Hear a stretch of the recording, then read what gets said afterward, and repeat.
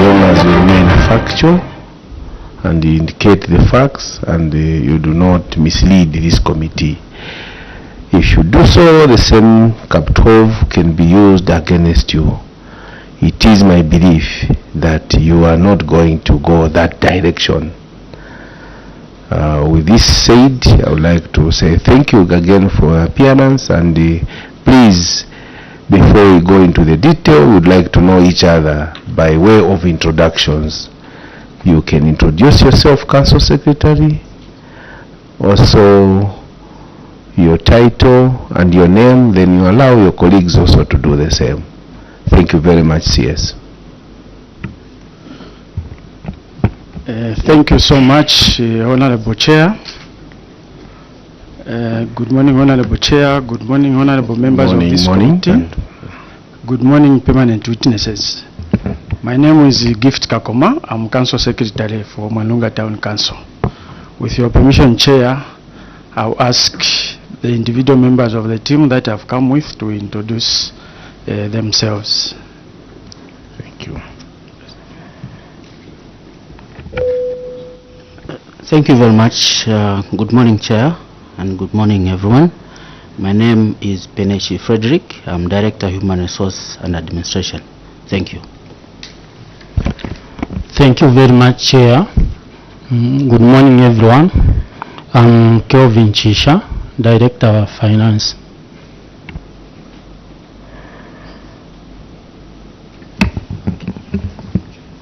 Good morning, Chair. Good morning, everyone. I'm Engineer Hakoma Bonaventure, Director Engineering, Winilunga Town Council. Thank you. Okay. Good CS, your morning, mic Chair. should be off the moment you switch off your mic. Oh, great. We can have. Good morning, Chair, and good morning, everyone. My name is Jessica Kamona Kanyama, Procurement Officer, Winilunga Town Council.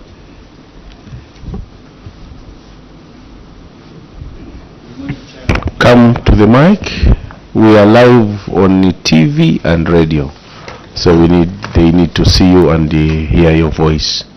Thank you. Good morning, Chair. Good morning, everyone. My name is Hanyanga Bento Michelo, Socio-Economic Planner from Winilunga Town Council, standing in for the Director Planning who is not around today.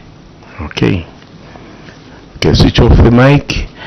Permanent witnesses, we can take our routine introductions. Good morning, honorable members, and good morning, Council Secretary and your team.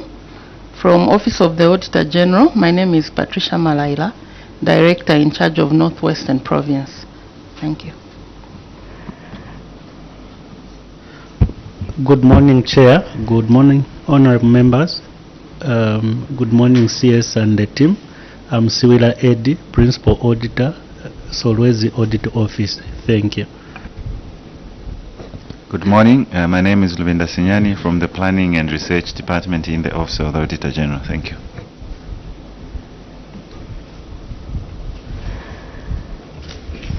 Good morning, Chair, and good morning, honorable members of Parliament. Good morning, Winilunga. My name is Jeffan Siame from the Office of Control of Internal Audit, Ministry of Finance. Thank you.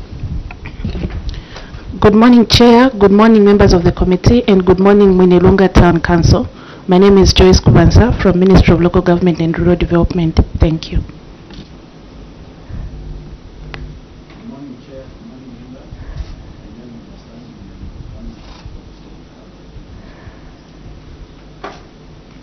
members. Secretariat. Good morning, Chair and honorable members. Good morning, CS and your team. My name is Elvis Chipuka from the Parliamentary Budget Office. Good morning, Chair. Good morning, honorable members. Good morning, Winilunga Town Council. My name is Maxwell Chilaka from the Office of the Clerk. Thank you.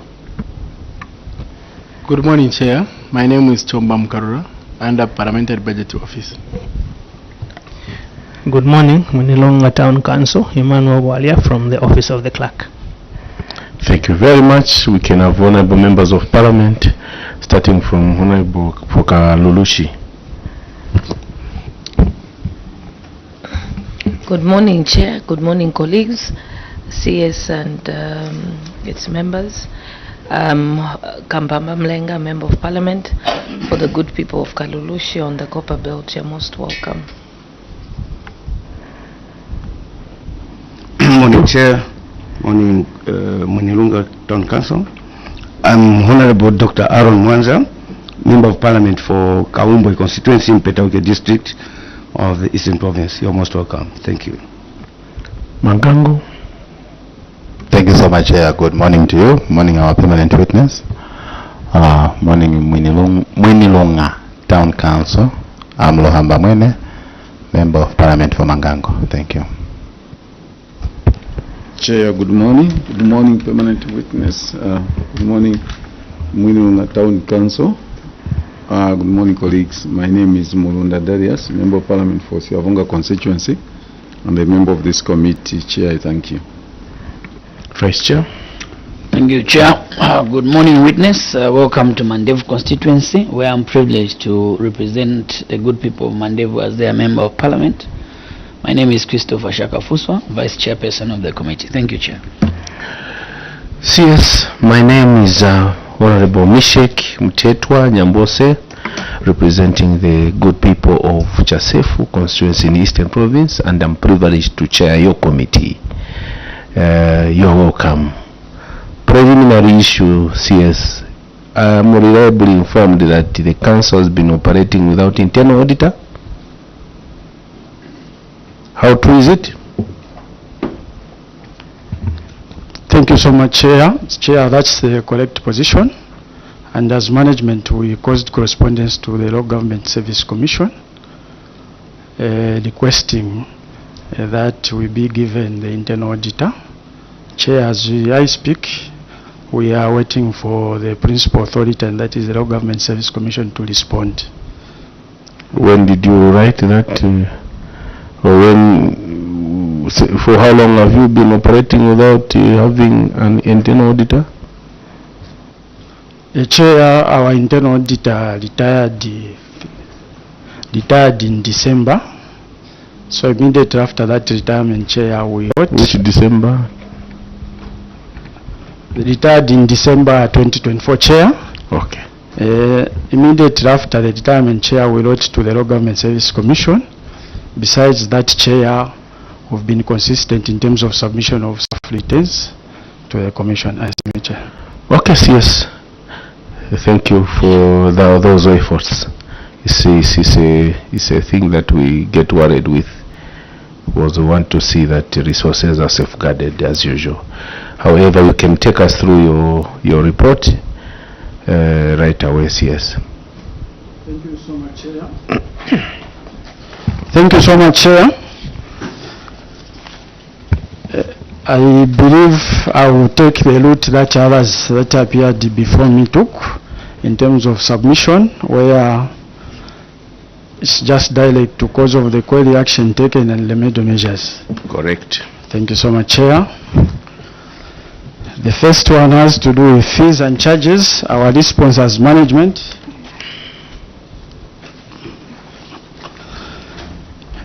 Cause of the query, Chair, fees and charges, permits, commercial venture, and local government equalization fund.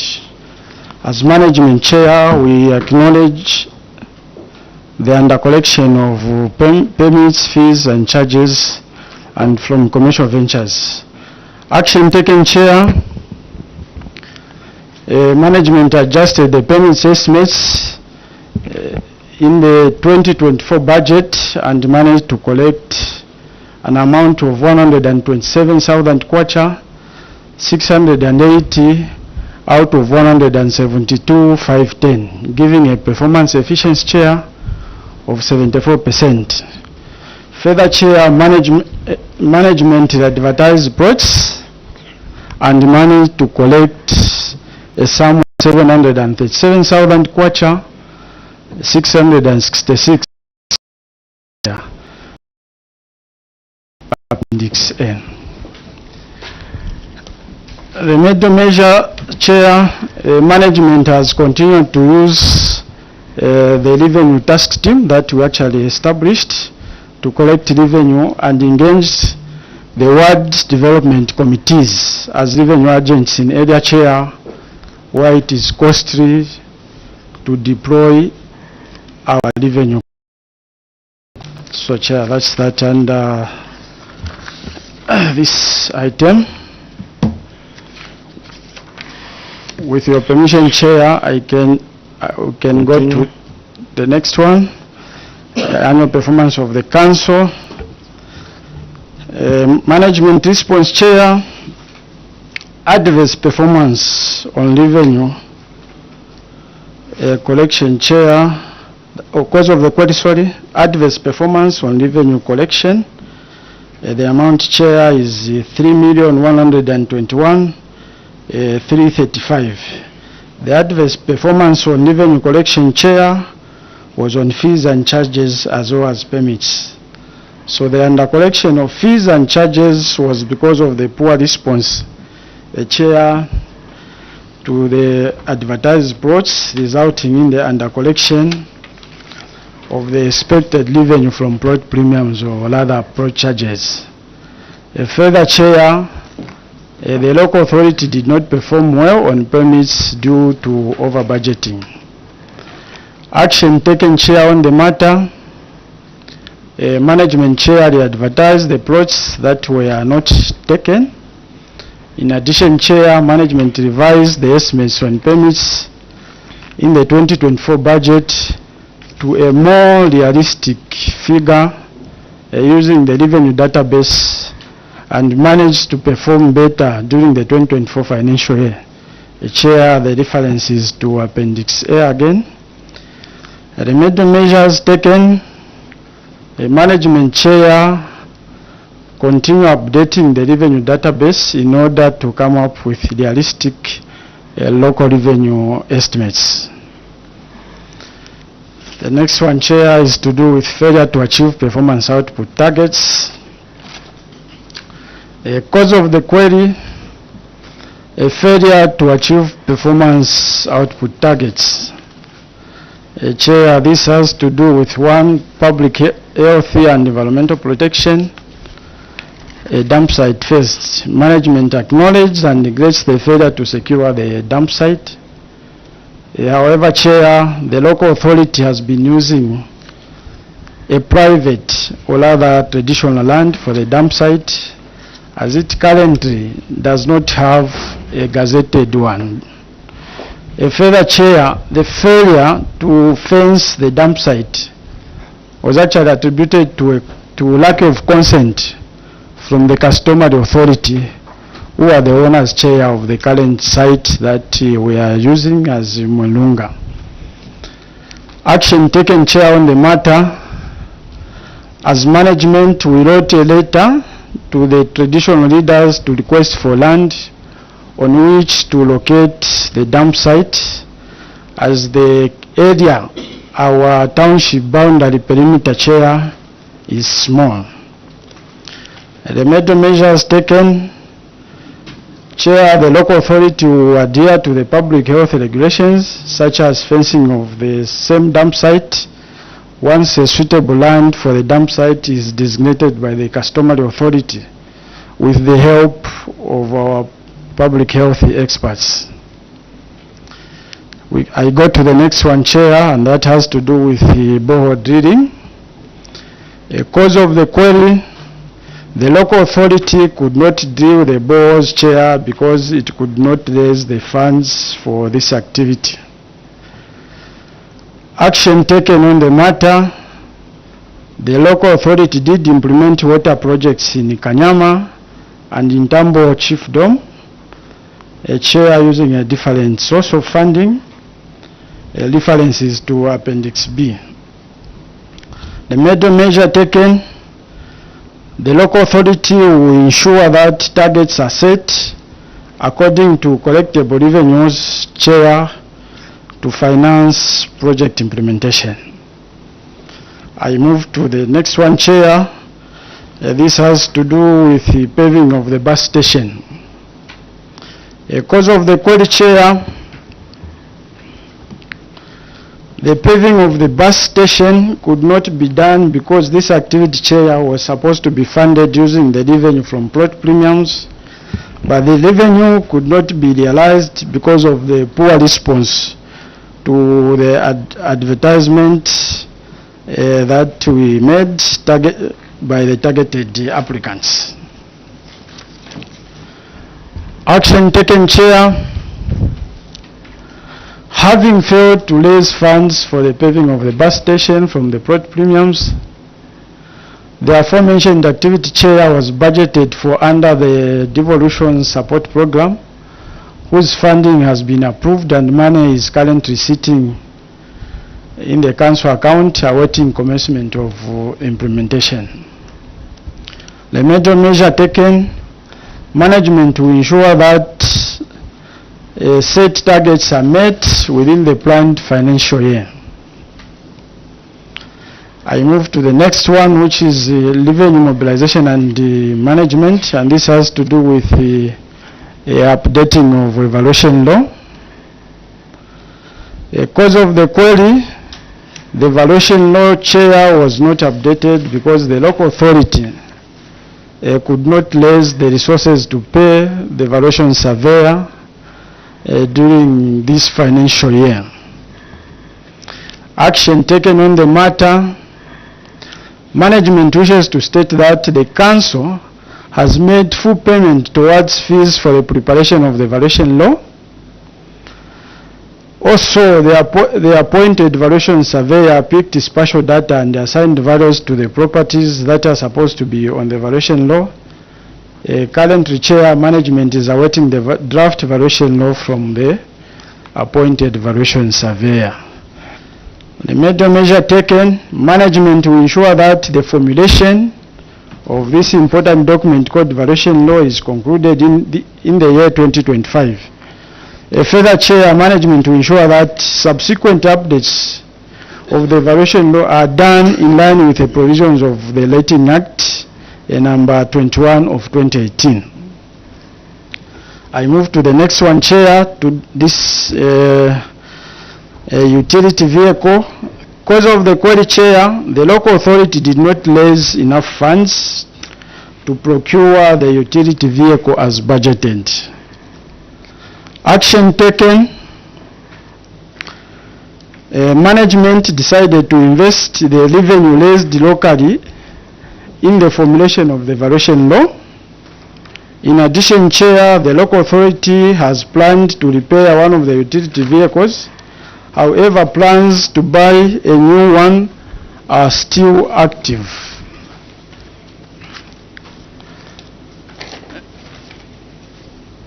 The major measures taken, Chair, management to continue broadening the revenue base so as to meet the capital expenditure budget.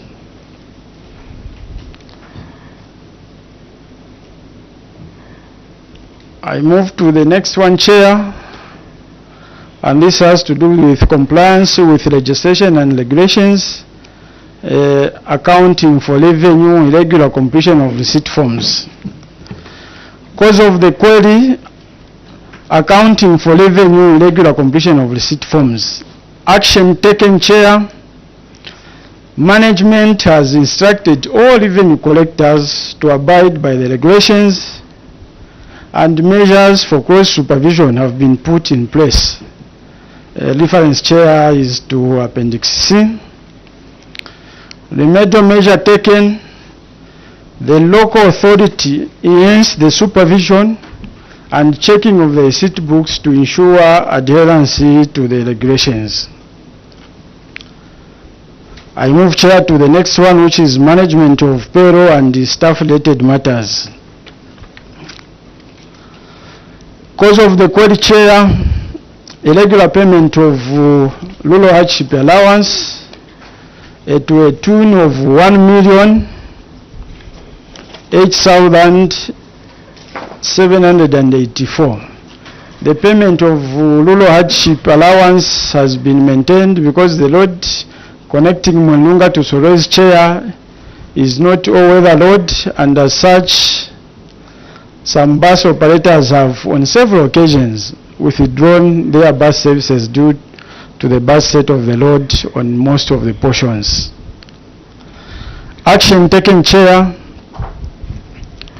Consultations over the payment of rural hardship to local authority employees have been undertaken, and management is in possession of a letter which was written to the Ministry of Local Government and Rural Development dated 9th November 2016 by the Zambia Union Local Authorities Workers, Zambia United Local Authority Workers Union Zulao, General Secretary, on behalf of the local authority in Northwestern Province. Reference chair is to Appendix D. Elemental measures. Management has taken note of the observations of the auditor, and management chair wishes to better the conditions such as upgrading of the road between Solwezi and Mwendlunga, which has to a greater extent negatively affected both the banking and postal services. I move to the next item, Chair, failure to deduct NAPSA contributions. Cause of the query: failure to deduct NAPSA contributions amounting to 11,662 kwacha, Chair.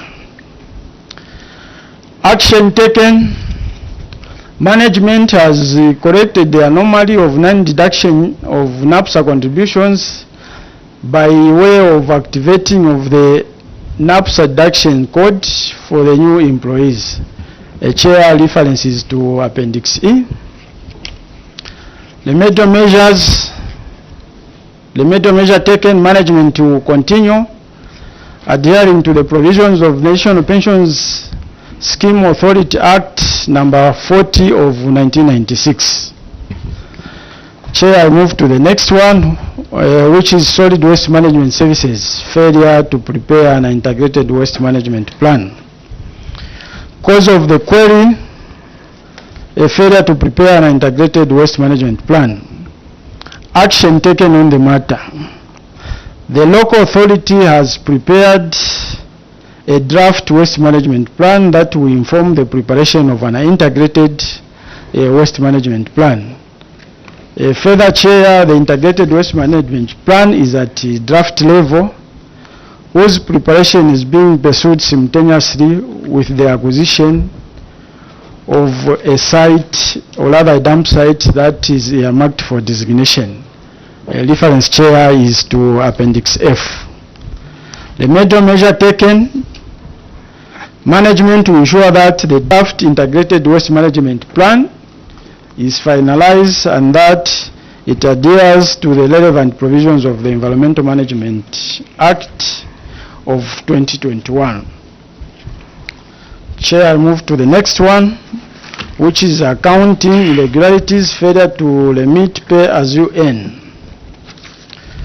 Cause of the query: failure to remit pay as you earn amounting to 47,000 kwacha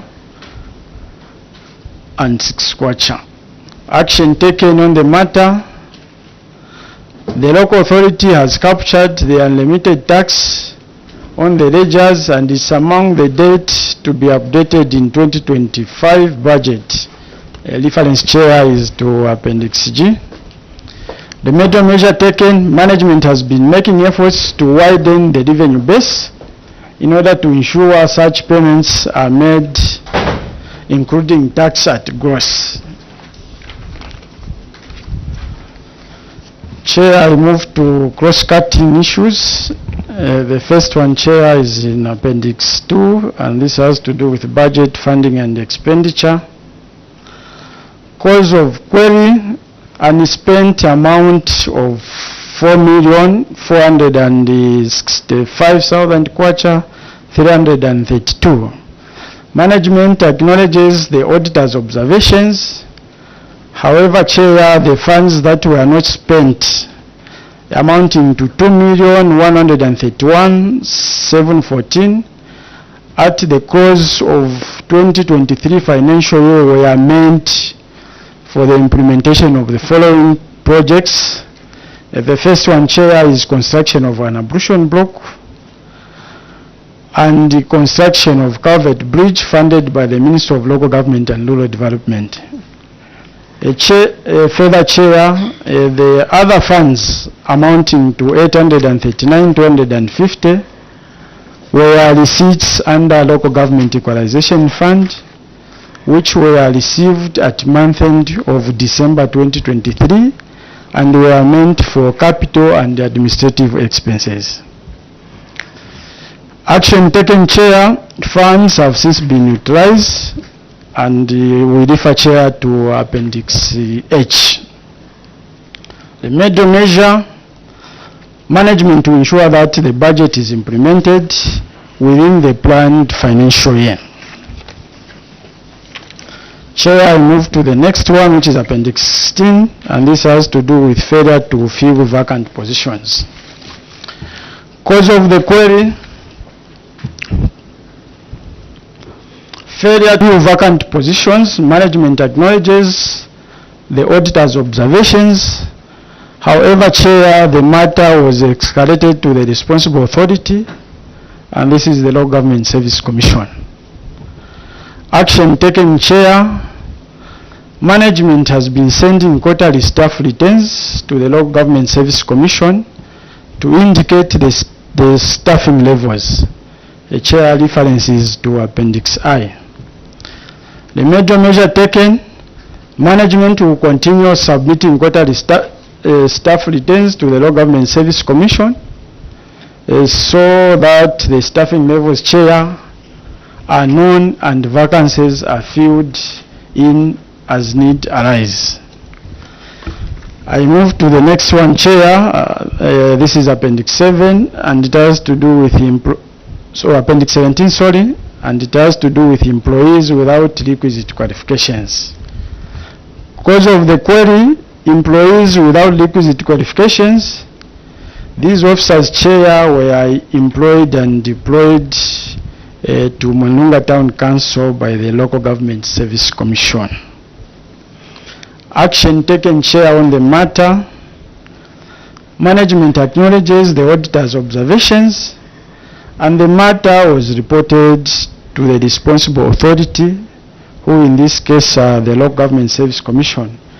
Further, Chair, the affected officers have been made aware of the auditor's observations over their qualifications. So the reference, Chair, is to Appendix J. The major measure taken: management will continue engaging the Local Government Service Commission on staff matters in order to avoid a repeat of the same. I move to the next one, Chair, and this is Appendix 22, and this has to do with poor management of waste. Cause of the query: poor management of waste.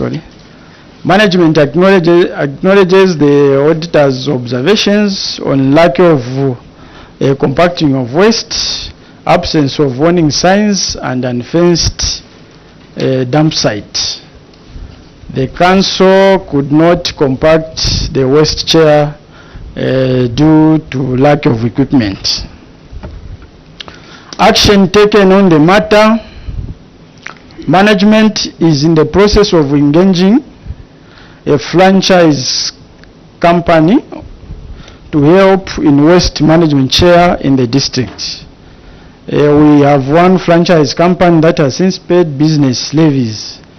Further, Chair, the compacting of waste, fencing of the dump site, and installation of warning signs will be put in place once the establishment of a designated dump site is finalized. Difference, Chair, is to Appendix K.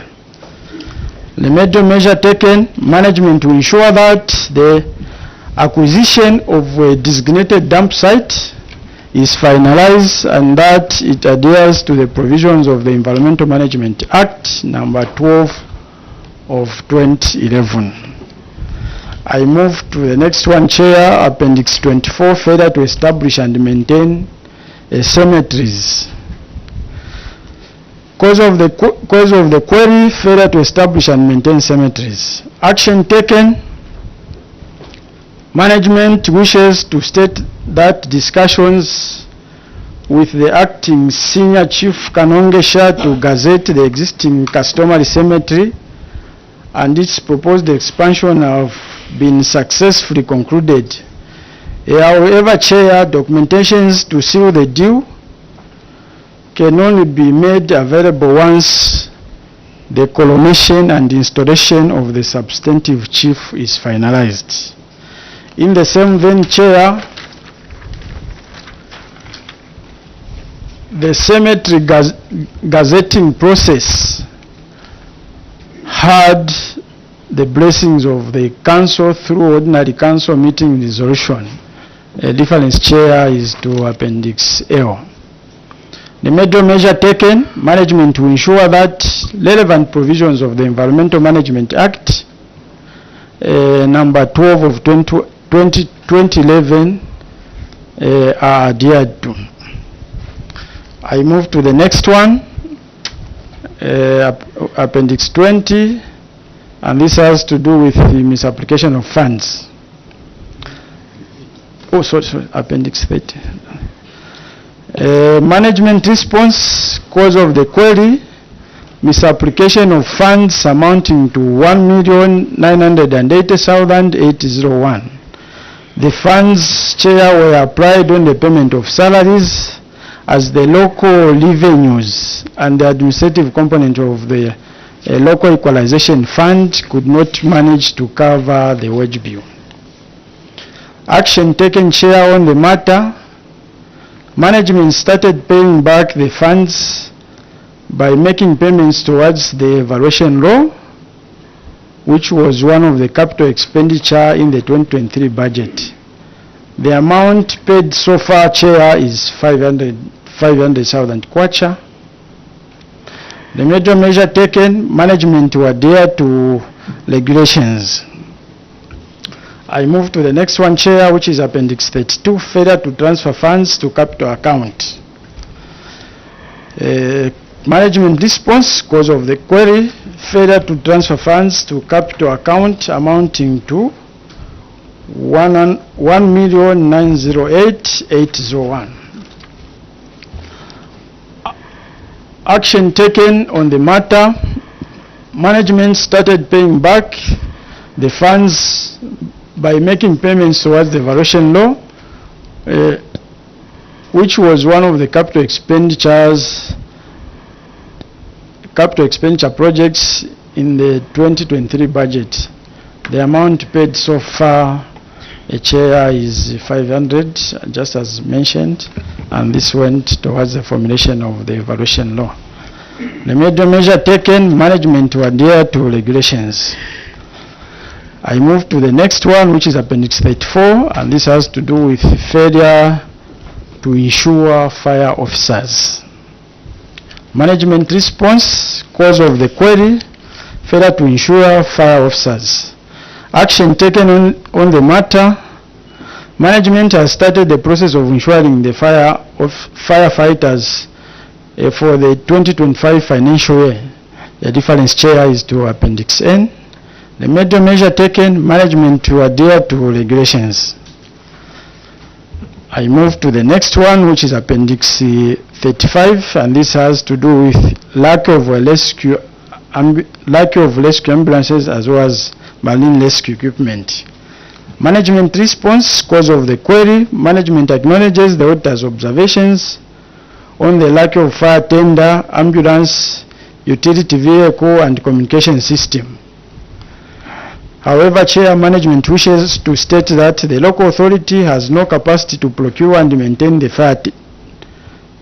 fire tender, ambulance, utility vehicle and communication system.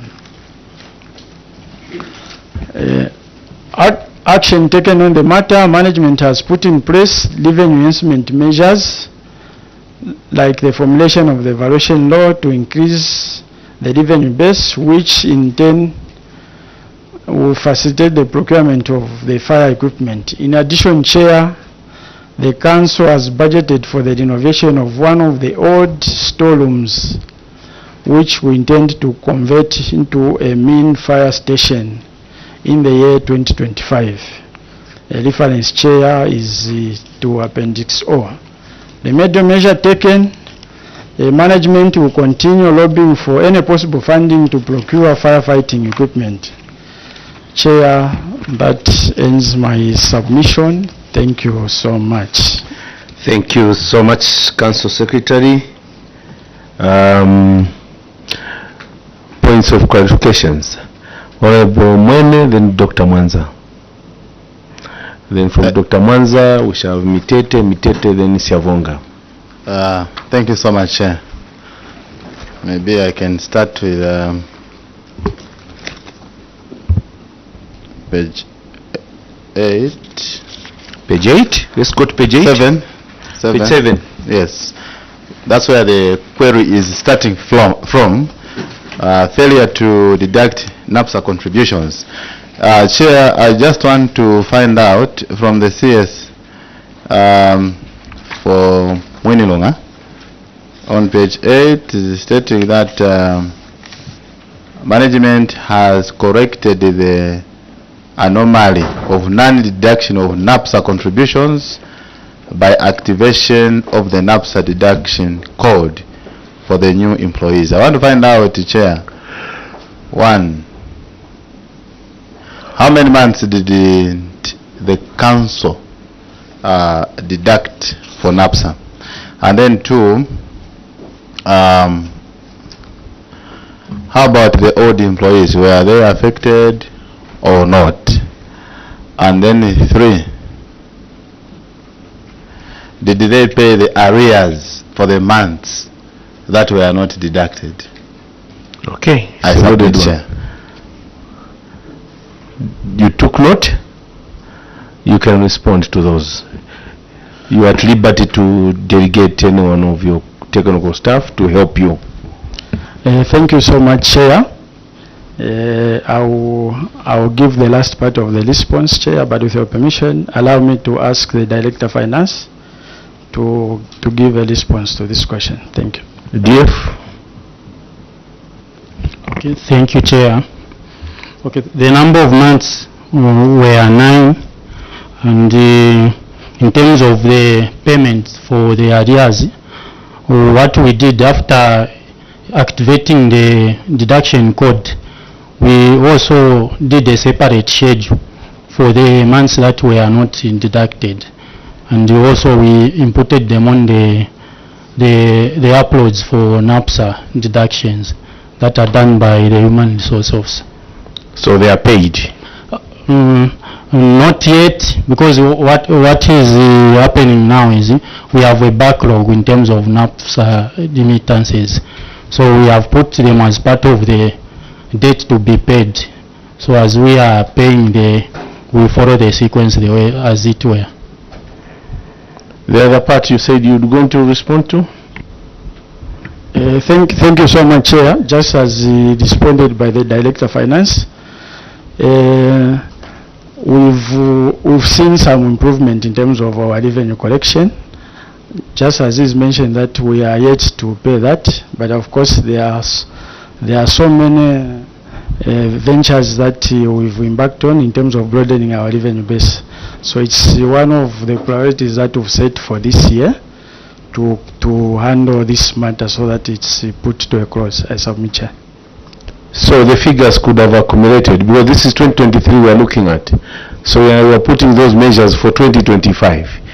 So it means now the figures have accrued to a huge amount. Correct? Okay. Through Chair, thank you very much for that question. You are very right, Chair. The figures are accruing. So we, like my CS has indicated, we are making efforts to make sure that we pay as they fall due under the current situation that we have in terms of the challenges for revenue collection.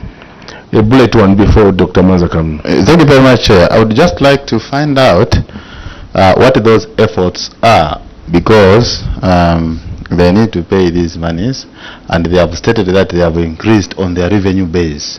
What increment, or what is that has caused the increment in their revenue base? Okay, because I'm asking like this, Chair, because I'm seeing again There's another challenge of failing to pay back monies in the capital account, because they got money from capital account and paid the employees, meaning their revenue base is not very stable. So what is the increment, or what strength has been put on their revenue base? What other sources of income are they going to add on to increase on their revenue base? I submit, Chair. Okay. Any one of you can take it up. Thank you so much, Chair. One of the measures, or rather the situation that has led to our increase in terms of our revenue base, is the opening of Kasenseli gold mine. Chair, as we speak, Chair, we've issued an invoice for this year to a tune of 680,000 kwacha, and that is what should be paid annually. Then we also have a mine called the Metalites.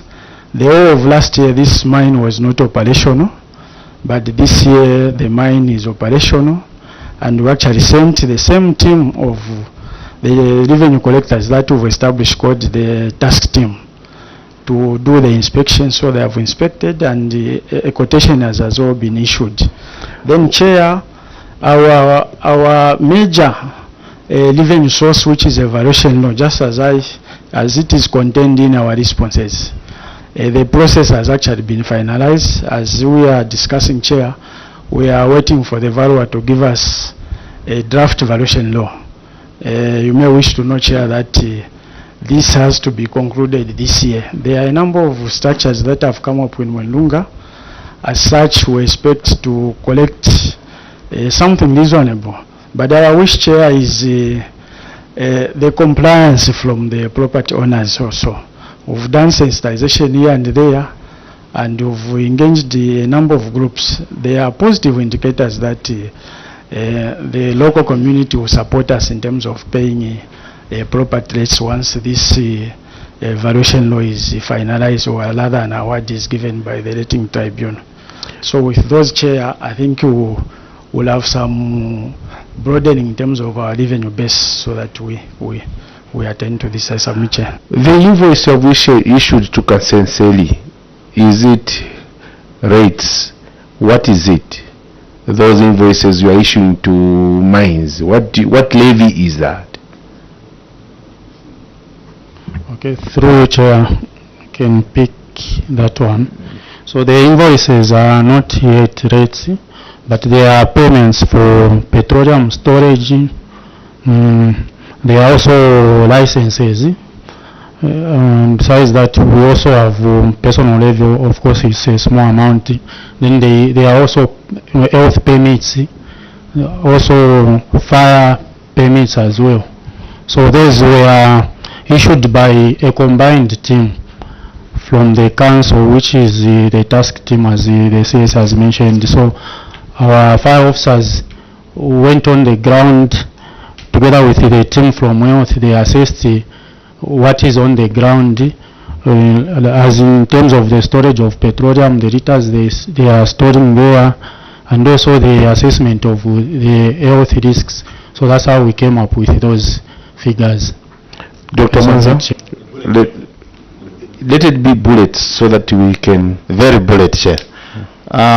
According to your valuation law, before 2023 or by 2023, it was how much? And how much is it by 2025? So that we can see and convince your committee that surely you are going to settle these obligations. I submit, Chair. Chair, maybe just to seek clarification, I don't know whether the Honorable MP is referring to the valuation, but if that's the case, our valuation law is yet to be... You have never had the valuation law? Our valuation law was last updated in 2006, Chair. So you have not been collecting rates from 2006? That's the correct position, Chair. What does the law say? You are telling this committee that once your valuation law expires, you stop collecting rates. Is that the case? Until another valuation law is in place. Is that what the law says? Can you educate this committee? Chair, the law is very clear. We can't collect property rates using an outdated valuation law unless permission is granted by the letting tribunal. But like in our case, Chair, it's the issue of perpetual succession, Chair. The situation was found as I have just explained, and you want to contradict yourself. We are dealing with the law. Yes. Can you refer us to that law that says once the valuation law expires, you stop completely until you have a new one? Don't say it's a succession issue that you found. No. You are referring to the law, and as we are still interrogating or engaging, you can just say this is what the law says so that we are in tune. Because if that is the case, then we have that gap already from 2006. You say 2006 to date, you have had expired valuation law, and 19 years you don't collect until when you have a new one. Is that the ideal situation? Or if that is the case, what mitigatory measures or issues do we put in place to ensure that councils continue as they are, waiting for the renewal? But first I want you have a legal person in your team? Chair, we didn't come with a legal person. Anyone from administration can refer us to that act so that as we are still, we want to be satisfied. If that is the case, then we have a problem. You end up councils grounding to a halt, nothing. No wonder you are just depending on government support. So we want to look at that issue and why the people at Mulunga could not move fast to have their valuation law if the law says so. Vice Chair, before I refer to... Chair, we have an interesting situation for Mwinilunga. They budgeted for the valuation law and equalization funds which were given to them. And instead of paying the surveyor to undertake the evaluation law, they decided to use this money to pay themselves salaries. Okay? Hence, you were captured by auditors of having misapplied 1.9 million kwacha. And you are also telling this committee that you have since paid partly 500,000 kwacha towards the survey fees, which you should have done when you actually had the money. So it's an issue of not wanting to undertake the valuation law with impunity. You have the money, but you decide to pay yourselves as salaries instead of undertaking this activity so that you can raise monies internally. My question is, you are saying you have since paid the 500,000 kwacha for this activity. Can you show us the evidence? Where is the bank statement to show and indicate to this committee that you have indeed paid the 500,000? Chair, thank you so much. I would ask Chair the committee to go to Appendix B. Appendix B, Chair.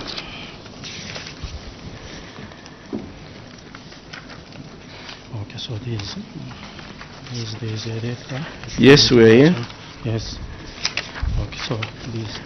Appendix B, we have request for land for a dumping site. Yes. Then we have transfer of 250,000 from land development fund.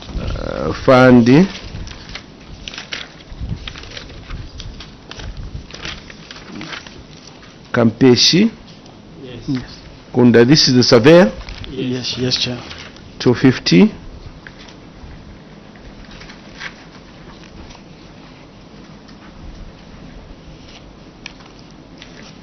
August 2024, isn't it? Then we have Oh, this is the same. So this is a 250, but you indicated 500? Chair, there are two payments. With your permission, Chair, let me ask the Director of Finance to guide properly. The other one was paid in August? Yes. 2021? Yes, Chair. In July 3rd. 2021? Yes, so there is a copy This of the... was how much? 250? 250, yes. The other one was paid in August on 22nd. So there is a payment voucher and the bank transmission slip there. Yes, so total 250. Yes, total 500. Total 500, yes. The follow-up question from the Vice Chair. How much were you charged for this undertaking in total? Thank you so much, Chair. Chair, we were charged 675. The reason being, Chair, we have Keleng Town Council who are not yet a letting authority. So at a time when the valuation surveyor was issuing the quotation, so the whole process has to be undertaken jointly. So it's a joint valuation law that we've embarked on. Our contribution is 500, then 175 came from Keleng Town Council. So we are executing it jointly with the Keleng Town Council. So on your part as Mununga, you are up to date. You paid everything. Yes. And you have a draft. Yes, Chair, and Keleng paid as well, because the condition from the valuation surveyor was that the amount, the 675 had to be paid in full for him to get on site and commence the formulation as a Chair. So it is now just a draft. Yes, Chair, it's a draft at this stage, waiting for further guidance, and of course that has to be the inspection and the actual sitting for the award by the rating tribunal. When you say inspection, what do you mean? Chair, once the draft is given to us by the evaluation surveyor, we will call for inspection by the property owners to come and have a look in terms of the amounts that are stated there against the poundage that was set for this entire process. So have you advertised for the same? Chair, not yet. The draft has to be given formally to us. So what we are discussing is a draft after the processing of the spatial data. So as soon as we receive a draft from the evaluation surveyor, we'll run an advert to invite the property owners to come through and have an inspection. Why we have asked you to this far on this question, 19 years, no collection of rates, Mununga Council. And the inspections are done. What is meaning is now to advertise for objectors to come and make objections or whatever. That process is driven by the council. So what agency have you applied to the same so that you can have this valuation law advertised or maybe to the public so that they can make comments on the same? Chair, before we receive the draft valuation law, Chair, it's a song that we've been singing at almost every gathering. During the formulation for the 2025 budget, when we engaged stakeholders, we mentioned, Chair, that we need to be supported as the council. This, you are responding on the part of the people. Sorry to engage you in this manner. The agency now, the draft is done. You have engaged the community. The community have done your part. It has nothing to do with the community anymore or the ratepayers. Now it has to do with you and the surveyor. We are supposed to bring this hard copy of the valuation law so that you can publish it. That's the agency I'm saying. It has nothing to do with what you have done with the community. What agency? When did you get indicated that the draft is ready? And if it is ready, how long have you taken not to get it so that we can publish it? Thank you so much, Chair. Chair, verbal communication that came from the evaluation surveyor was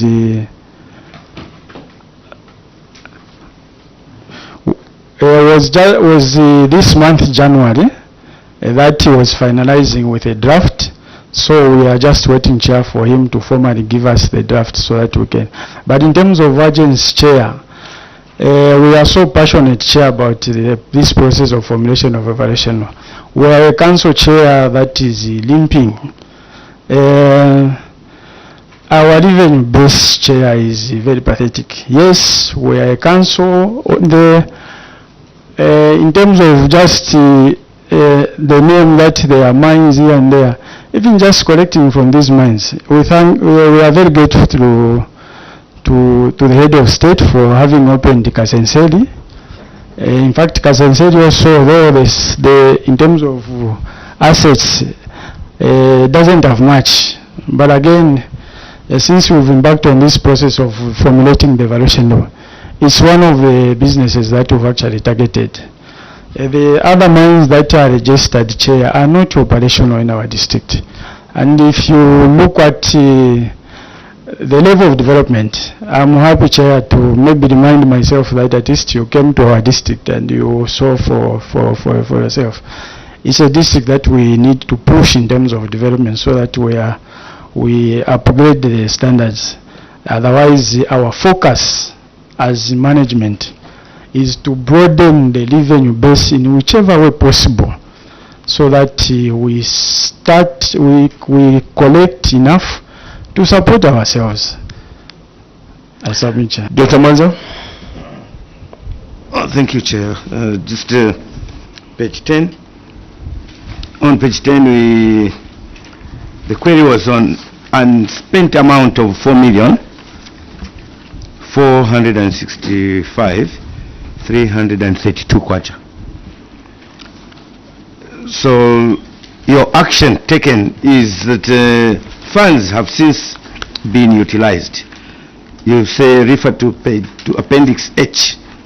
So if we can go to appendix H, I'm struggling to check how appendix H is assisting us to account for the unspent 4 million, above 4 million kwacha.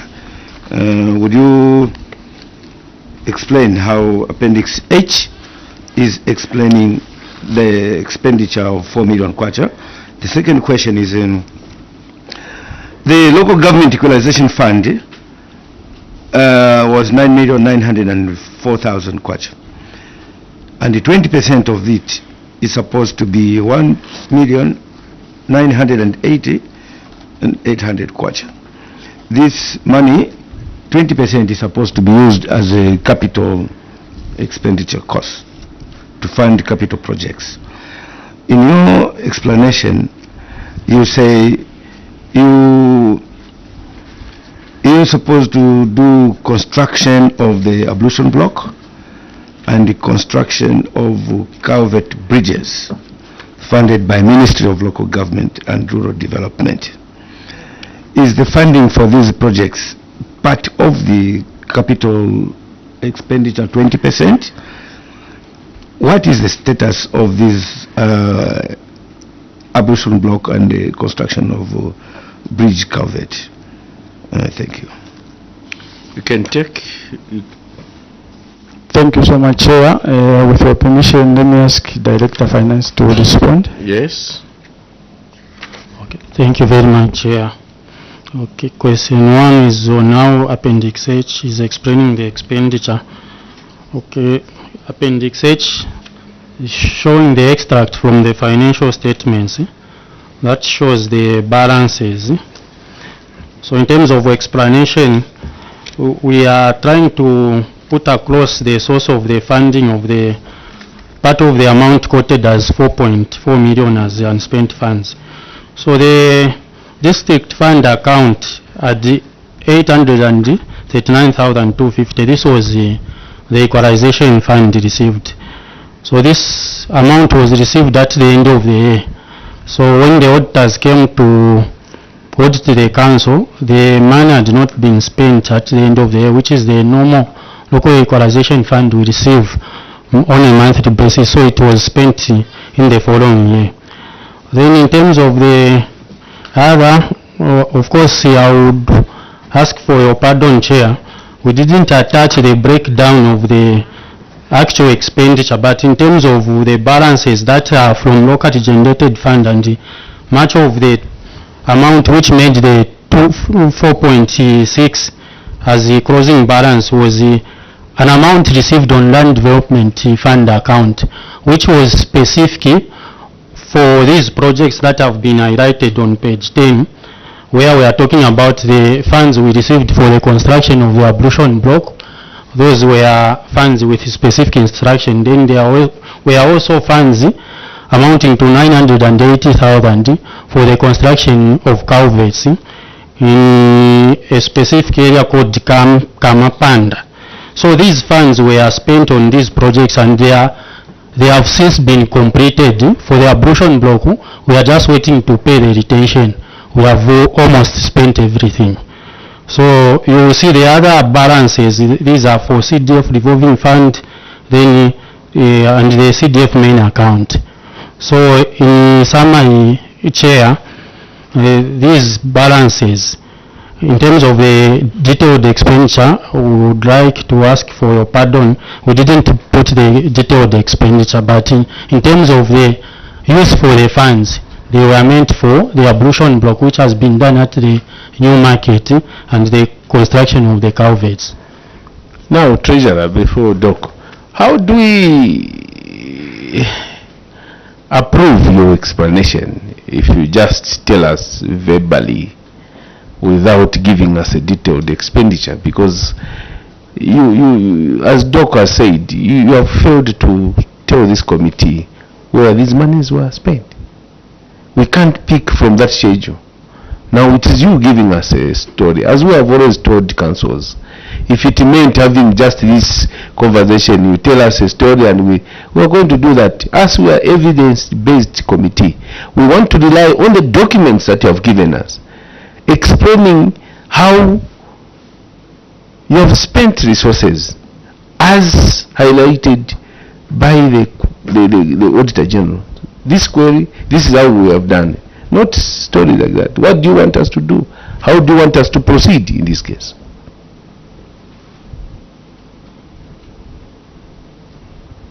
Doc, you have the follow-up. It's almost the same thing that you're talking about, because you have presented the evidence based on the the query to answer the query, and the query was very simple and straightforward to say they found that there's 4,465,000 kwacha in your account. How did you spend this? Then you say funds have since been utilized, and you refer us to Appendix B. So everybody is expecting to see that 4,465,000 is being demolished to show the expenditure. But now, without that, if I didn't ask this question, we're not even going to get those details that you have just explained. You have explained that you received money for land development and specific instructions, which is not even stated here. You have also explained about you received some 900,000 somewhere. So, what do you want your committee to take? This report or the verbal presentation pertaining to this query? Yes, dear. Okay. Thank you very much, Chair, and thank you very much, Honorable, for your correct observation. So what I would like to ask for is for pardon from the committee, and I would like to assure the committee that evidence of expenditure is there in terms of the structures that we are talking about, and given an opportunity that our auditors come to do the verification, we can avail the detailed expenditure. Mitete? Thank you, Chair. You have the documents back in Mwenilonga. Yes, Your Honor. Are you able to send them? Once yes, we are able to send them. Yes. We are able to send them to Sometimes you just help yourself. Yes. If you have the evidence, through you ask now the chair to say, no, chair, we'll send it to the secretariat.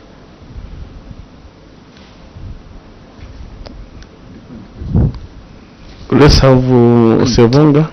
It's I thought. Let's go to page 4. This is a bit of some just semantics, I should think so.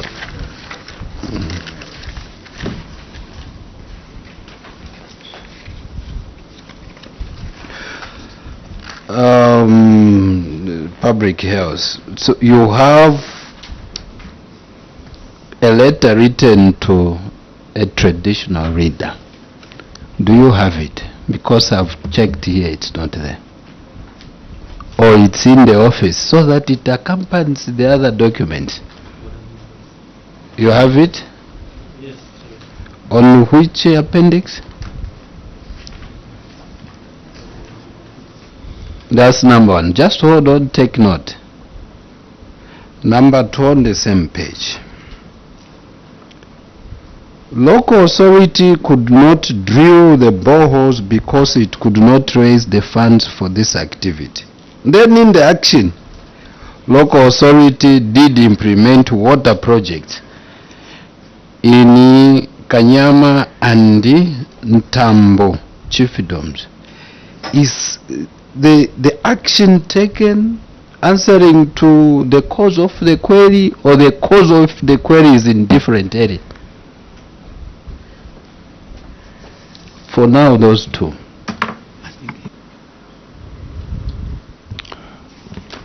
Thank you so much, Chair. Just calm down, cool down. Take your time. Take your time.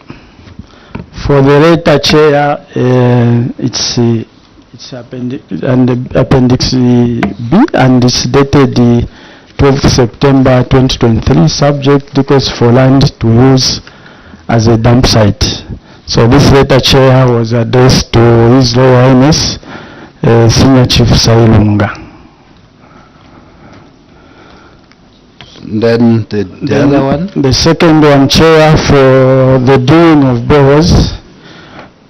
Chair, this activity was budgeted for under 2023, and our source of funding was local, and that had to come from the plot premiums. But due to poor response from the applicants that we had targeted, we could not implement this project. As such, we changed the source of funding. So in 2024, Chair, these projects were implemented using a different source of funding. What is that source? We used the CDF, Chair, because we're looking at the need of the agents actually. No, don't worry about the reasons. We want you to show us the minutes of the CDF committee that approved this project.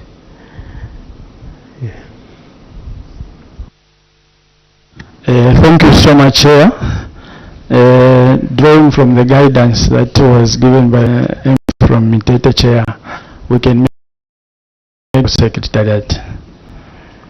We have the minutes as well as the completion certificate and the contract for these projects in mentioned, Chair. This completion certificate dated 20th June 2024 is forward. Chair, that is for the same project, for the same under CDF. Under CDF, Chair. So they were done in 2024. Yes, Chair. Okay. So what is remaining are the minutes. Yes, Chair. Approving. How many boreholes were done under 508,000? 165 kwacha?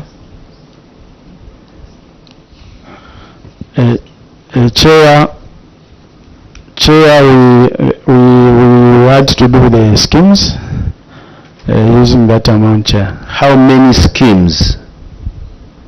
allow the director engineering or planning to help you, CS, the way you are asking the DF to help you.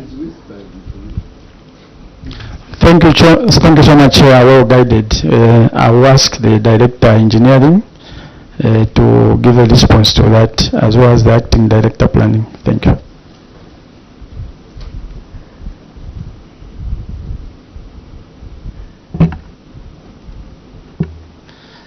Thank you, Chair. This completion certificate is for the 508,165 was for one project, which is which was a water reticulation system. So this was done at Kaisumpa. So the cost. The question is, yes, how many boreholes? In this one, there is just one borehole because it has a borehole. It is it's a scheme. I know it's a scheme. Yeah, so only one borehole was drilled. So to supply. How many? The water points. The water points. It's 20. What unlimited? 20 water points. Yes. At 508,000. The CS, the Council Secretary, indicated to say these boreholes, there were a number of boreholes, were supposed to be funded by locally generated resources, but you failed to get those resources because you could not sell the plots. Now these were referred now to another source of funding, which is the CDF, and he further commented to say because of the need, the pressure, they had to go to CDF. Before we asked for the minutes of CDF, he referred us to this project. And this project now is not boreholes, it's a water scheme. One water scheme has 20 points. Yes. Why did you abandon the other boreholes which were highlighted in the query or mentioned in your performance projection? And how many are remaining? Chair, thank you very much. CS, have the boreholes now changed to one water scheme? Here, Director, switch off your mic. Here you are mentioning of two projects in Kanyama and Ntambo. There you are talking of one scheme at the place you've mentioned. So has these boreholes, have they now changed into a water scheme and one, or this still remains?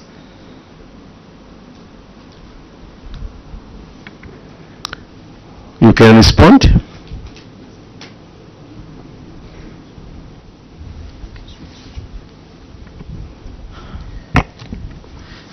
Chair, with your permission, I will ask the Acting Director Planning to give a response to that question. No problem.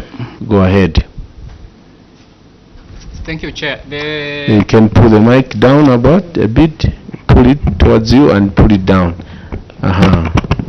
Perfect. Thank you, Chair. Among the communities that were badly hit by the water shortage, we decided to put there the water point because of the numbers that we have surrounding the same communities. We did a scheme which was supplying this, which is supplying the secondary school, which is Kanyama. We answer the questions. Have these boreholes changed to one water scheme? The issue is we were supposed to do a number of boreholes and you identified the needy areas, and those areas are distanced. Now, when you went to CDF, you said you had changed the source of funding. Source of funding of what? The boreholes. So you are looking for a source of funding to do the boreholes. Now, what we are seeing is a 580,165 for a water scheme one.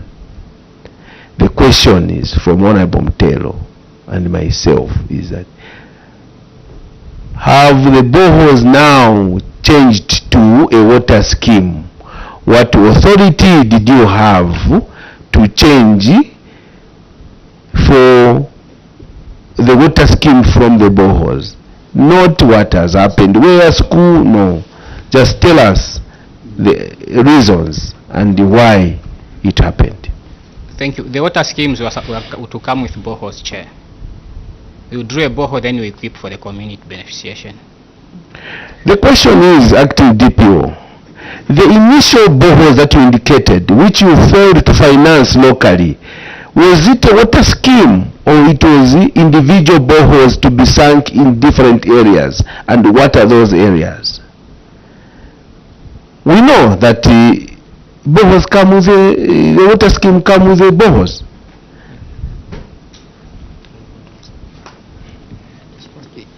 Yes, the initial plan, even when we were planning for these boreholes, they were planned for equipping.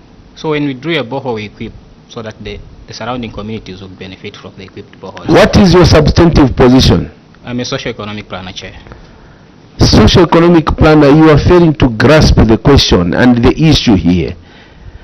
We say when you seek a borehole, we are aware that it's supposed to be equipped. You are not answering our question. The question is, you had a number of boreholes, which you have seen. So now, you wanted to drill these boreholes in different localities, if I can say maybe an example, different villages. You assigned these boreholes in different villages. But later on, you didn't have the resources, you went to CDF to seek for funding. CDF funded you. Instead of doing those individual boreholes, now you went to do a water scheme. The variation that you undertook, was it addressing these boreholes? Honorable Munda, help maybe. Let me help the director planning. Director planning, the issue here, there are two things. You wanted to do the water scheme and you wanted to do the boreholes. On boreholes you didn't have the money. Then you got the money from CDF to do water scheme. Now the question is, are you doing away with the boreholes or not? Or the project is still there but you don't have funds? Which is your position? Chair, thank you so much, Honorable, for simplifying the question. I will ask the procurement officer to maybe help the director planning. But initially, we had planned for 5 boreholes, and these boreholes were coming with auxiliary support of equipping, and that equipping was in form of schemes. I'll give an example of the one that we did at Kanyama Boarding School. So the extension in terms of auxiliaries, a supply is that of networking from the borehole to provide schemes to the surrounding communities. So with your permission, Chair, let me now ask the procurement officer to give more details. Procurement. Thank you, Chair. The 5 boreholes that were originally budgeted for to be funded under the capital project are still sitting in our procurement plan. The only thing that we don't have are funds. The moment funds are made available, we'll still go back to implement that project, Chair. I submit, Chair. Thank you very much. Socio-economic planner, help your council. If you as a planner, you are lost like that, then we have a problem. This is what we wanted, because we are following these queries. Let's move. We have a different one. Yes, Honorable Sevong. Mine is a short one.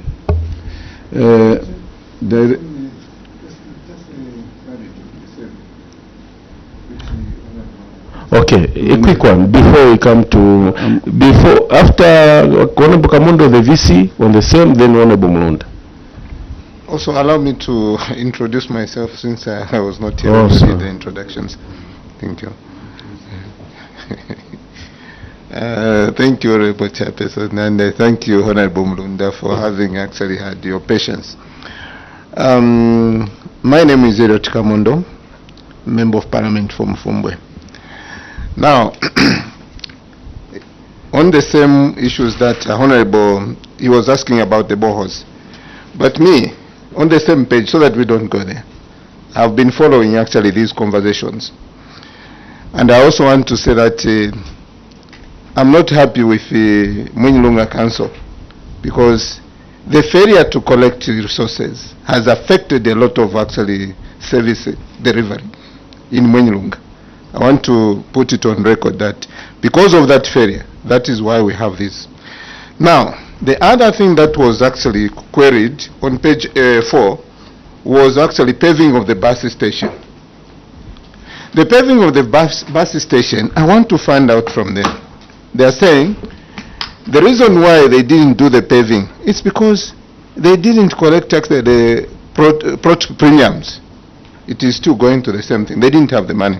However, they are very grateful that the government decided to give them some money.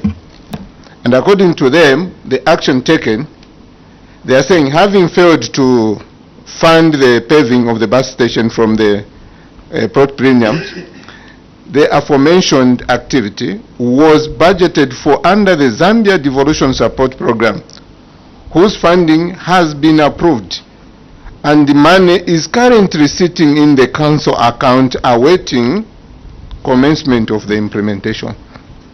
This, when I was going through it, comforted me. Now the question is, when did they get the money? And when do they intend to start this paving of the bus station? So that going forward, we will know that now, the issue, because you and I went to Mwinyilunga, the bus station which is there, according to me, there is urgent need to do the paving.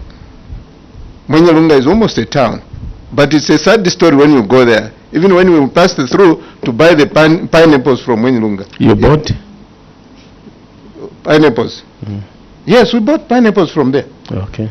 But the status which it is, it was not good. Maybe it has changed. What is the status quo? And if at all you have started, when did you start? Because you have said that you have received the money. Now the problem of not doing the paving will not be there. Thank you. VC, a quick one. Yes, Chair, a quick one. I'm still going back to the misapplied 1.9. What other projects were supposed to be used in this amount? You have a serious and good ambition to undertake service delivery. Money given to you, I know we've done away with the law of equalization fund, 20%. But there was a reason why this money was protected, to undertake services for the communities. You have just mentioned that the 500,000 for the valuation law was one of them. What other projects were supposed to be done under the 1.9 that you paid yourselves as salaries?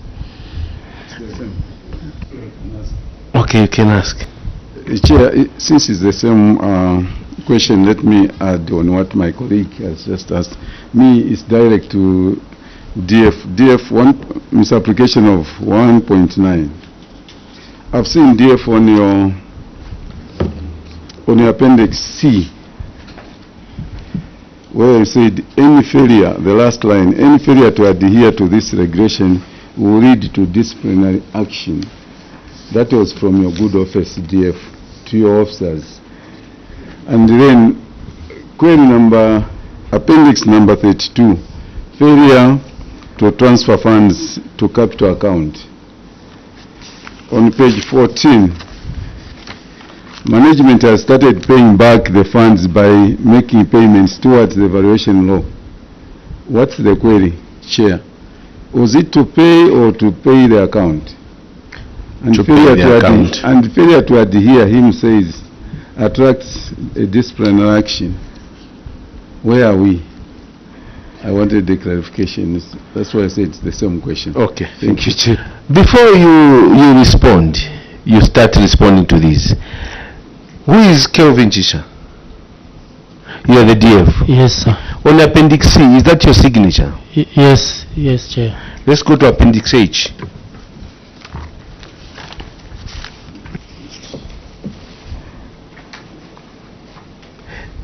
Is that your signature?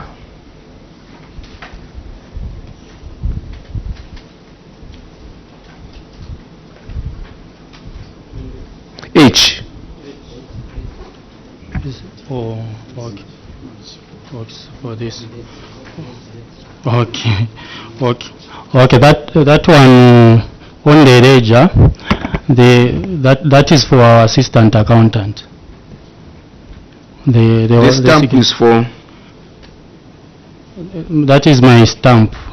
Okay, but Yes. the area one is your signature. The one on the left is not my signature, it's for the one who prepared this document. But the area one on C is my signature. So the assistant account can just get your stamp. Okay. Okay, we make progress. Respond to those questions. Maybe through you, Chair, I wanted the clarification. The Honorable asked what is the position in terms of Honorable Munda. Start with the Honorable Kamondo. On the paving, you received the money. When did you receive the money? How much was it? And what's the status?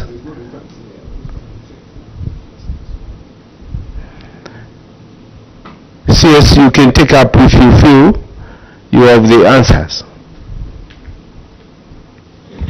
Chair, thank you so much. I will respond. I will tackle the part as in why we haven't commenced the paving of the bus station. Okay, let's start with when did you receive and how much? Okay, thank you, Chair. The funds were received in November, and the amount is November last year. 2024, yes. Yeah, it should be. Yes. So the amount is 2,694,000. Okay. Yes. Thank you so much, Chair. Chair, these funds have actually come with the conditions as given by the Zambia Devolution Support Program. So this is a project that before you start implementing, there is a condition of producing what they are calling environmental safeguard and management plan.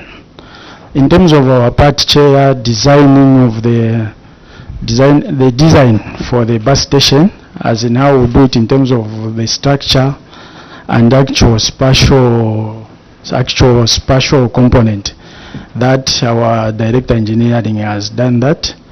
But again, we're at a stage, we've produced this environmental safeguard and the management plan, which has to be submitted to ZEMA as well as a copy to the funders. So once that is approved, Chair, that's when I will commence. Then also, maybe just on that one, which comes first? When you are applying, did you apply? If you are applying, you have to satisfy all those conditions. You first satisfied the conditions, that's why they were satisfied to say no, now we can release the 2 million, isn't it? Or they release the money first, then that's when you start satisfying the conditions. Which is which? Thank you so much, Chair. The conditions are actually in two parts. There is the first part where you have to meet the funding criteria, and the second part where you have to satisfy for you to start using the funds in terms of spending on the project. So I wanted to say that in terms of planning for that and having it included in our annual implementation plan, that is done already. Our procurement officer has done that. So we are just at a stage where we need to produce this important document, because this same environmental safeguard and management plan from November CS, when are you going to do this? The money is sitting in your accounts, 2 million, and that bus station is going to earn you revenue. You saw what Honorable Gamundo was saying. You even lamented to say you don't even understand how you are existing because there is poor revenue, and you have money to help you enhance your revenue collection. When are you starting to do those things? From November, this is now going into February. Chair, thank you so much. Chair, we are not the only council that... No, CS.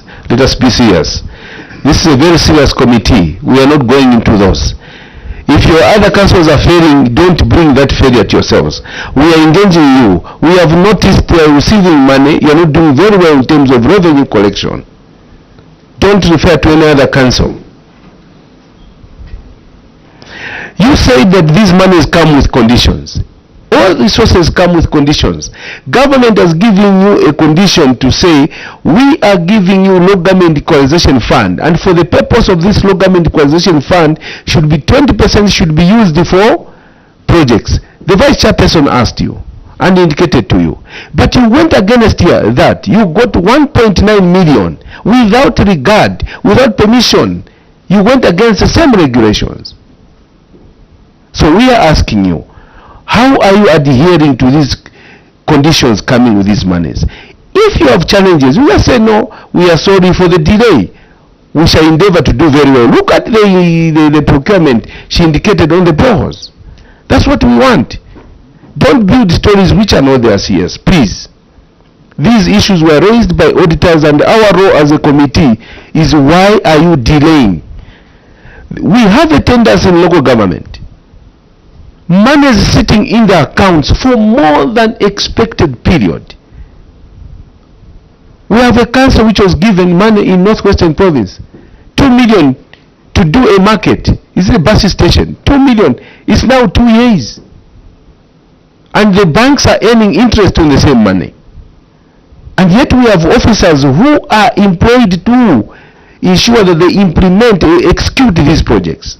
Why are we neglecting our... That is what we are asking, CS.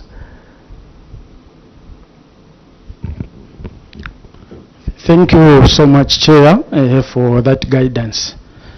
Chair, the production of the environmental safeguard and the management plan, Chair, has slowed because we do not have an environmental plan. That is good. That's a question, response. Instead, Chair, we are using the health inspector as well as the same socio-economic planner to come up with this document. And this is a document that we feel will be helped in terms of refining for us to do the final one. So as this stands, Chair, it's the absence of an environmental planner that has actually led to that delay. Otherwise, these other preparations are on course. I submit, Chair. Honorable Kamondo. Thank you, Honorable Chairperson, and I thank you, CS, for that response. Now, if we don't have that environmental planner, who is supposed to help us expedite the process of utilizing this money, have you contacted your PLOG so that you can source from other districts to have someone who can do this immediately? Because this is an emergency. Why should we be keeping the money in the bank just because we don't have this officer? But government has got officers in most of the... maybe they may even have one in Ikeleng. If not Ikeleng, maybe Kalumbila. Why don't you outsource so that we can expedite this process? Very soon we shall see that this money has been used for paying salaries. Keeping money for that long in the councils where we have challenges of management, these monies will be utilized for something else. I hope that is not the case. You should fear public resources. Vice Chair, before I also ask a question. I just wanted to add on requesting for these key employees. I'm aware that your auditor retired sometime back in October, though you told us December. Have you engaged the ministry, the Local Government Service Commission to replace the audit? And to also engage the planner as asked by Honorable Kamondo? Thank you so much, Chair. Even the DPO, do you have a DPO? Chair, we have the director planning. It's on that the spouse is the spouse is admitted as such. He couldn't travel with us. Okay. For the auditor, Chair, just as I explained, we've written to the Local Government Service Commission to assist in terms of replacing the one that retired. And then the use of the services of an environmental planner, the Honorable Kamondo has ably guided. That's the step we've taken, because our senior health inspector as well as the socio-economic planner are actually working in consultation with the planner at Solwezi Council. So whatever they produce, they are in that last one. Even the defining, we believe PROG will come in so that we produce this document. Okay. Chair, the letter for the auditor is on appendix what? The one you've written to Local Government Service Commission. The formal letter that you have written to request for the auditor. Chair, it's not there, but I can assure your committee chair that I personally took the letter to the Service Commission. So you can send it to our secretary. Let's go quickly as we wind up on page 6. I will be combining them. There is an issue of compliance with legislation and regulations, accounting for revenue, irregular completion of receipt forms. Then on the same page 6, I'll come to this. Your officers in the council, when issuing receipts to clients, customers who come to pay for services and goods, they don't put a duplicate or triplicate, some receipt books. They just write on the top copy, original copy, then the other, there is no evidence. Take note of that. The question is, at which point did you realize that your officers handling receipts, receiving monies due to the council, were not doing the correct thing? You have referred us to Appendix C, where you wrote, is it in July, a memo to the... What actions did you take to the erring officers who were doing the same offense? How much was lost by the council? Because it's assumed the officers who are employed, they know, you know, that's why these receipt books or accountable documents have got duplicate and triplicate. For easy to know, if someone is paying for rates 50,000 or 50 kwacha, it must be seen on the duplicate. What were you receiving if you, as a council treasurer or main cashier, was collecting monies, if there was no amount indicated on the duplicate or triplicate? What monies were you receiving? Chair, just on that, could these officers be the ones without the right qualification requisites, where you have even just said we've made them to be aware? Because we could not be having such things. Could this be the same officers without the right qualification requisites? You lamented how you are failing to raise revenue, failing to operate as a council, and yet you have officers who are not following the laid down rules. That is number one. Number two, on the same page, is irregular payment of rural hardship allowance. The law is very clear that no one who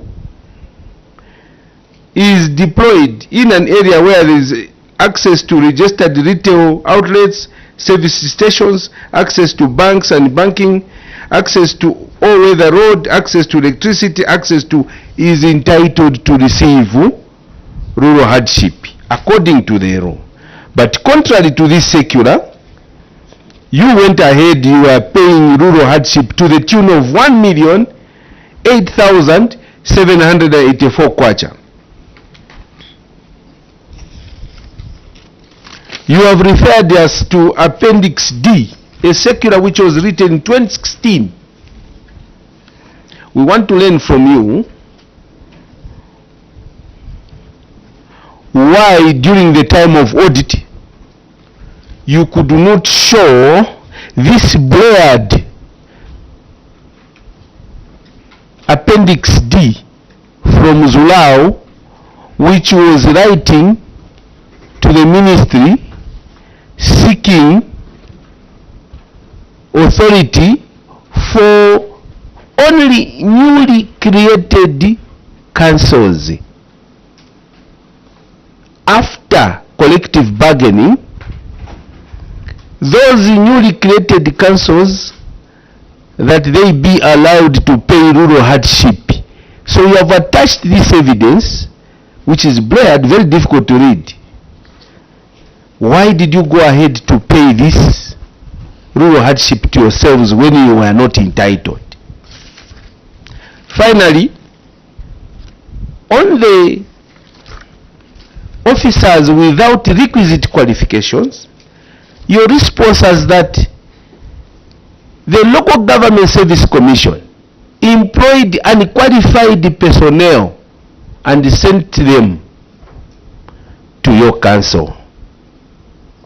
Which year? And when you were receiving these officers as administration, you didn't realize that they were not qualified, hence hindering service delivery to Mwinilunga. You can respond to those.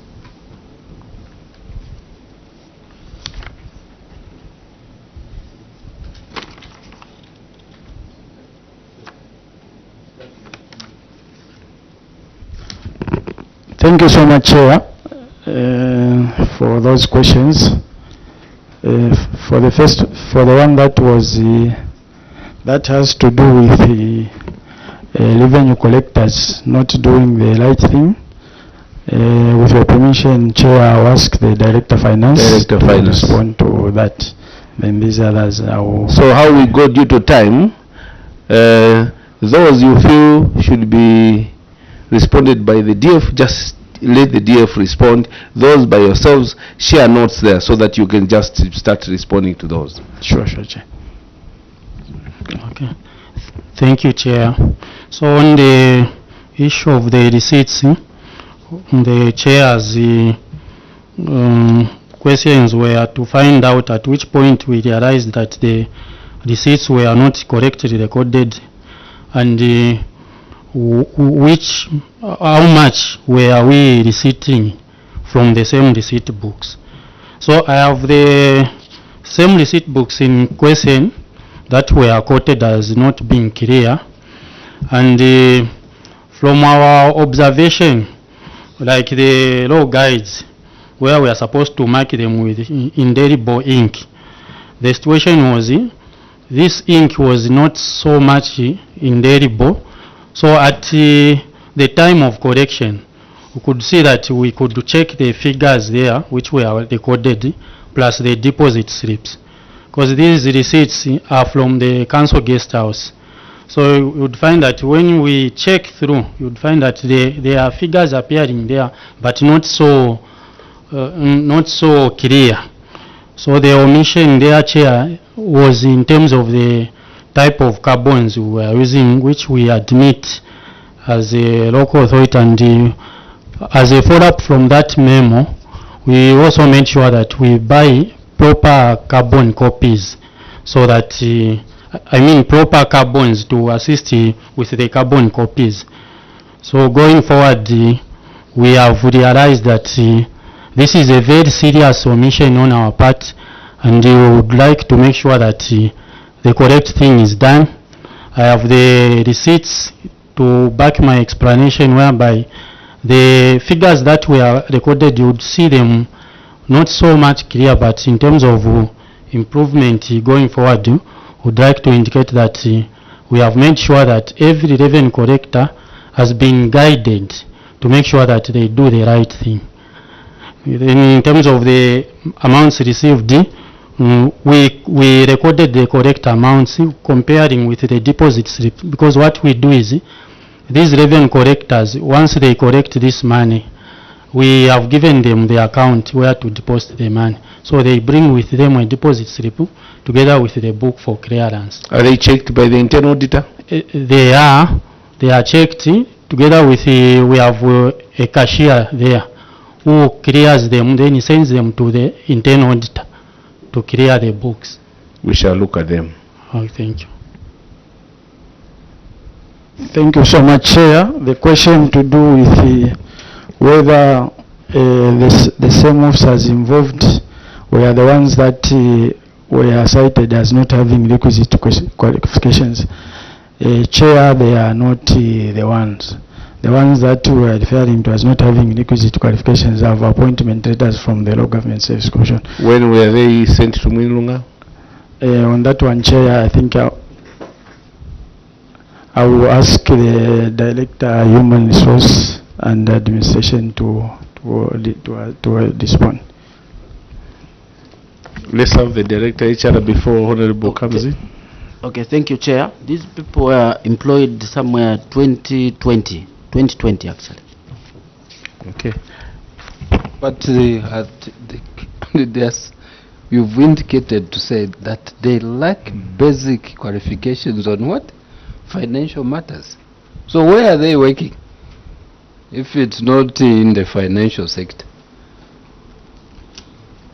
Okay. Thank you, Chair. Like the number Director, your mic off. Let's have one person responding. It was you or so DF? Okay, DF. Thank you very much, Chair.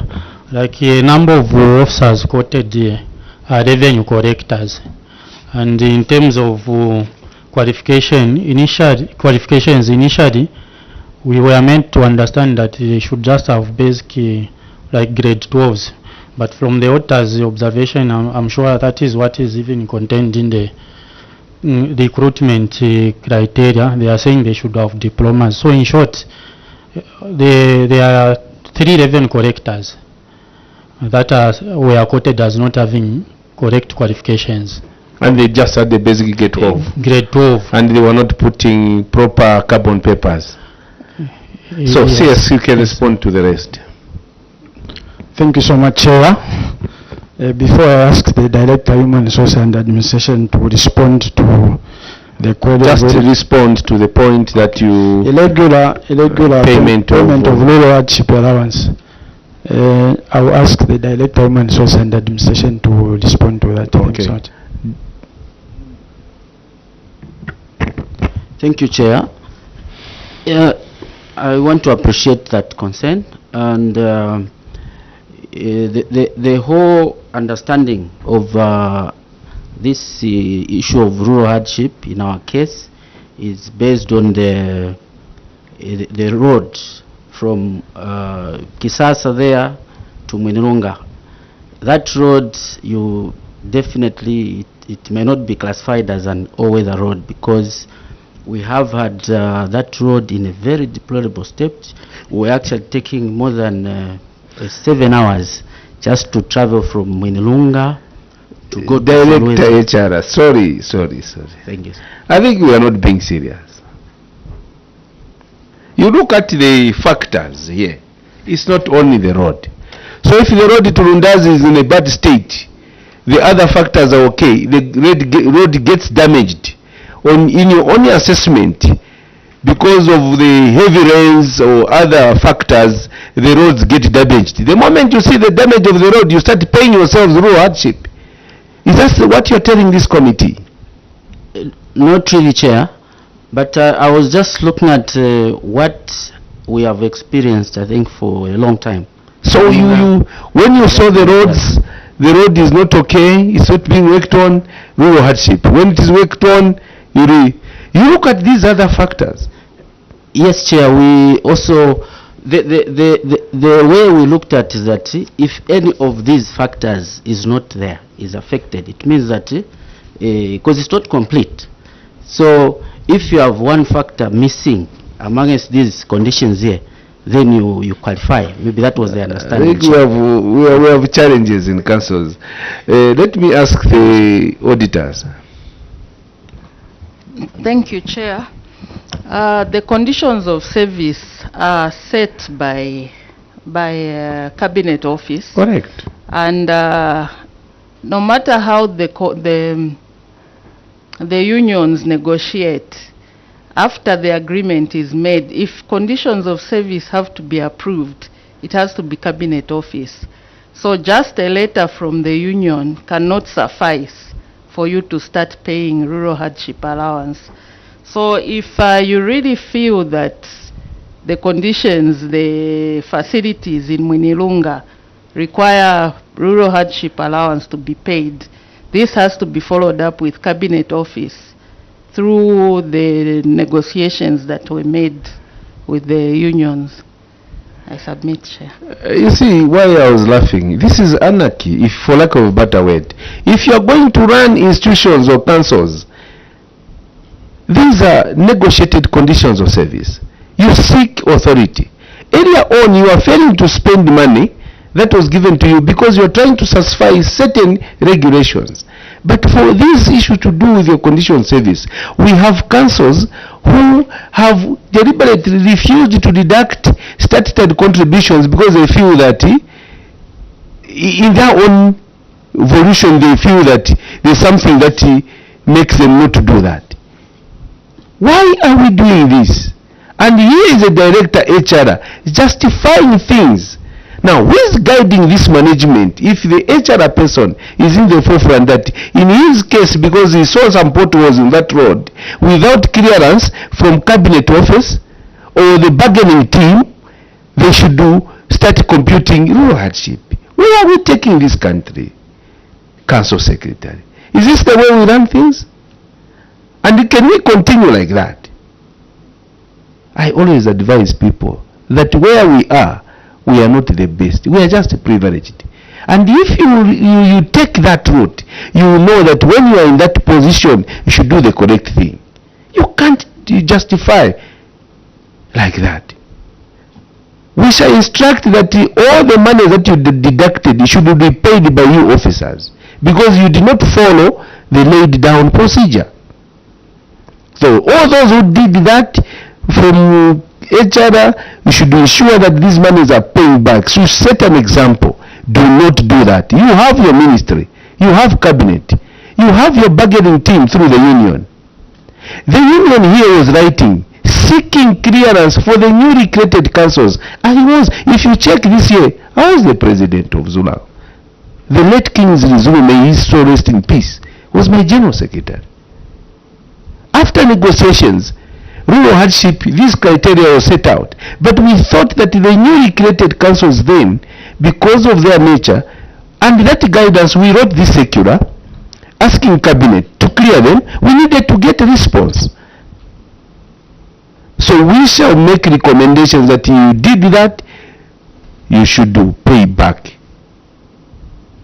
Because this is not good. You cannot be doing what you are doing. There are a lot of issues here because of time that we have observed in your report. Whilst you have challenges in terms of revenue base, but in terms of management there is a serious gap. You don't adhere to regulations. The ministry is not existing for you. The PRGO's office is not existing for you. You are existing on your own. You just sit as a team, you can do whatever you want to do. Our socio-economic planner cannot explain very well whether these boreholes are the ones that you have done the scheme for, or the scheme is different. Now, where are we as a council if our planner in that state, so we have a problem, Council Secretary. At which point did you realize that those receipts were not clear?